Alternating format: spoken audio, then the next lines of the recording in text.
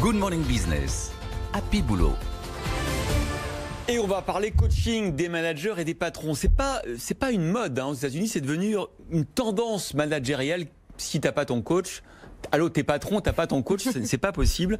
D'ailleurs, certains patrons se font coacher tout au long de leur carrière. Oui, alors commençons par un petit peu d'étymologie, Christophe. Le coach, c'est un dérivé du mot français coche, une voiture qui est tirée par des chevaux. On prenait un coche conduit par son cocher pour aller plus vite, plus loin, qu'à pied évidemment. Dans un article du Wall Street Journal cette semaine, on revient sur plusieurs patrons suivis et écoutés pendant des années, un peu comme par un psy, par leur coach, qui les aide à aller un peu plus vite, un peu plus loin dans leur carrière. Grâce aux remarques de leur coach, à leur feedback parfois difficile, ces PDG ont développé leur savoir-être et savoir-faire en devenant plus agiles. La norme pour eux, c'est devenu l'incertitude. Résultat, quand le Covid-19 a frappé, ils étaient prêts à affronter les incertitudes nées de la pandémie. Exemple, la PDG de WW, ex-Weight Watchers, qui confie dans son interview du Wall Street Journal que dans un contexte difficile de réduction d'effectifs en ce moment, elle espère quand même se réveiller chaque matin en étant une meilleure leader. On ne sait pas quelles seront les prochaines épreuves, les prochains dangers qui nous attendent. Fin de citation.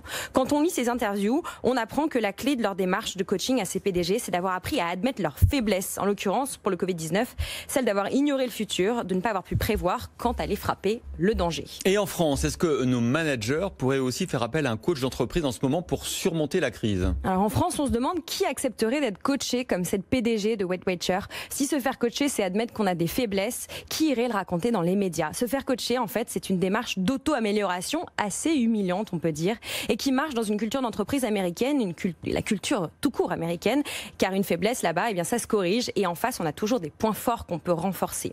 Et la démarche d'agilité, plus humaine, s'adapter en fonction des circonstances, est complètement à contre-courant de notre culture d'entreprise française. On est un petit peu caricatural, mais nous, quand on y pense, on aime les modèles prédictifs, on aime planifier des objectifs, des chiffres à atteindre, des deadlines à tenir. Nos managers sont plutôt dans le micro-management des équipes, on fait attention avant de partager une information, on est plutôt axé sur le court terme. Et notre culture d'entreprise, c'est plutôt la communication indirecte, des signes non verbaux et le langage corporel. Bref, tout le contraire de ce que font ces PDG américains, en tout cas dans cet article du Wall Street Journal. À mon avis, c'est un dur métier d'être coach en France, même dans le sillage de la crise. Ouais, mais ça commence à changer. Moi, je connais des patrons, je ne donnerai pas de nom, qui se font coacher, et c'est une très bonne idée. Merci beaucoup, Lorraine.